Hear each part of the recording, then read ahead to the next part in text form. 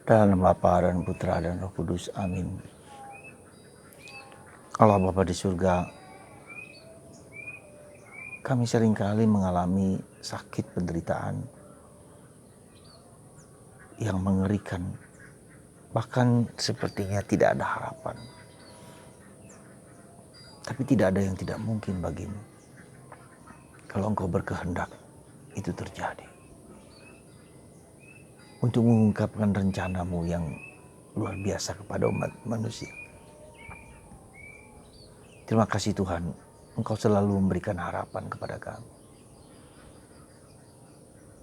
Supaya kami tetap tabah dan kuat dan bersandar kepadamu sendiri. Terpujilah namamu kini dan sepanjang segala masa. Amin. Saudaraku terkasih dalam Kristus. Dulu ada satu penyakit yang hampir-hampir membuat orang putus asa. Penyakit itu kusta. Seluruh tubuhnya, mukanya, jari-jarinya hancur. Seperti monster, jahat, jelek. Disingkirkan, dibuang, dianggap sebagai kutukan Tuhan.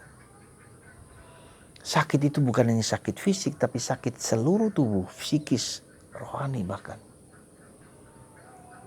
Dan itu yang dialami oleh orang-orang pada zaman Yesus.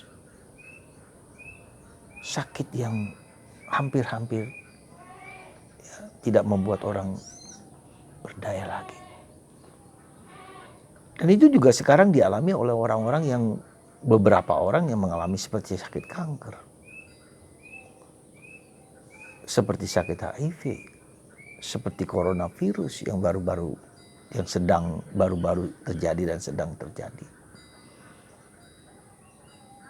Penyakit yang ekstrim, yang mengerikan, yang tanpa harapan. Dan kita tahu ternyata Yesus dapat melakukan penyembuhan sebesar apapun, sehebat apapun. Dan ini saudaraku terkasih, harus membuat kita terus berharap.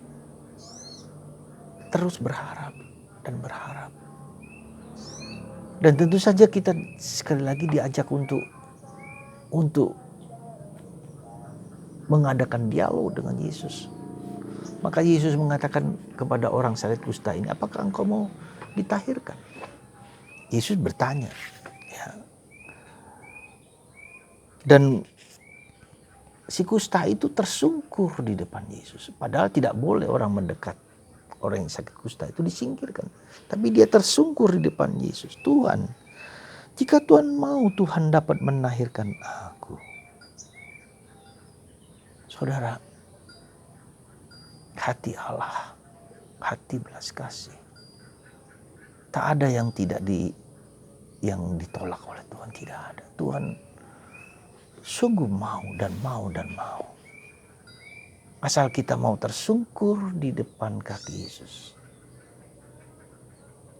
Asal kita mau merendahkan diri. Asal kita mau mendengarkan Dia. Itulah kuncinya. Ya. Dan Yesus menjamah orang itu dan sembuh. Itu terjadi karena Tuhan Yesus adalah Allah dari atas. Segala penyakit apapun yang disebabkan oleh virus, oleh bakteri, bahkan oleh kuasa kegelapan sekalipun, disingkirkan. Saya kira Anda dan kebanyakan dari kita yang mendengarkan video ini juga mengalami hal-hal yang demikian, seperti tidak ada harapan sama sekali. Entah itu penyakit fisik, penyakit psikis, problem hidup yang berkelanjutan. Ya. Yesus mau, tetapi juga Yesus ingin supaya kita membuka hati, terbuka, rendah hati, tersungkur di depan Yesus. Tidak perlu menyalahkan orang lain, tapi bahkan justru mengampuni, memaafkan. Ketika kita balas dendam, ketika kita marah, itu adalah lubang-lubang di mana iblis bisa masuk dan menutup rahmat Allah untuk membebaskan kita dari segala belenggu dosa. Maka belas kasihan Allah harus kita mohonkan dan kita menjadi reda hati. Ya. Dan yang kedua, dikatakan ketika Yesus menyembuhkan orang kusta itu supaya dia pergi kepada imam. Mengapa harus pergi kepada imam? Karena imamlah yang diberi kuasa. Sekali lagi diberi kuasa oleh Tuhan. Ya. Maka perlulah kita seringkali kalau memang keadaan susah datanglah kepada pastor. Entah diberi sakramen perminyakan, entah diajak omong, entah diberi sakramen tobat, diberi sakramen ekaristi. Ya, keterbukaan ini yang harus kita miliki dan kita perjuangkan, karena seringkali kita menjadi keras kepala, menjadi kaku, menjadi beku, menjadi seperti orang yang tak berdaya, yang tidak ingin mendengarkan apalagi karena sudah putus asa.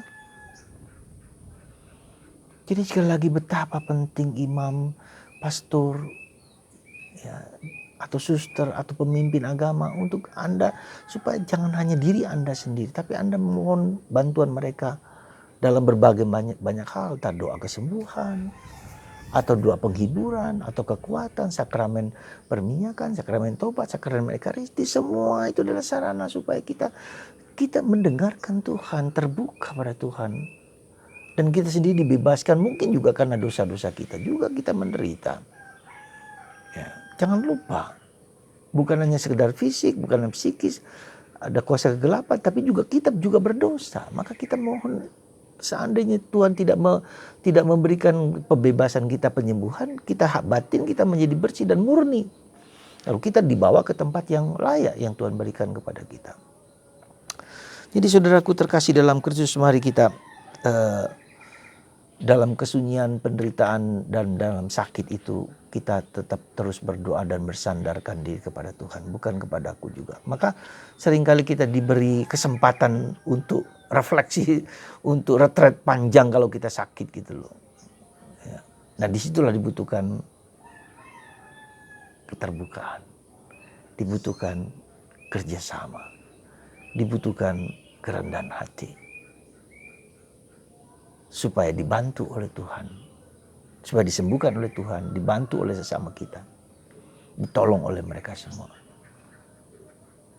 Semoga hati kita semakin rendah hati di hadapan Tuhan. Terlebih ketika kita sedang sakit dan menderita. Jangan keraskan hatimu kalau kita mengalami penderitaan. Jangan salahkan orang lain. Kita mohon ampun dan belas kasihan dari Tuhan. Tuhan memberkati Anda dengan segala rahmat dan kasih yang Tuhan berikan kepada Anda semua dalam nama Bapa dan Putra dan Roh Kudus. Amin.